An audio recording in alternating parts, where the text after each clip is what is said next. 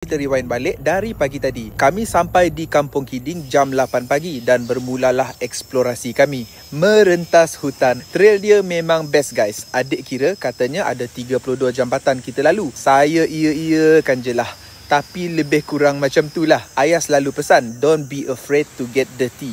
Sampai di air terjun, marvelous guys. Bawah sinar matahari, kami makan dan bermandi-manda puas-puas. Lepas tu kita ready perjalanan balik. Tiba-tiba mencabar gila. Kami kehabisan air. Lepas naik tangga penyesalan, adik cakap dekat ibu dia, I don't want to die here. Alhamdulillah, di tengah kesusahan tu Allah turunkan hujan lebat.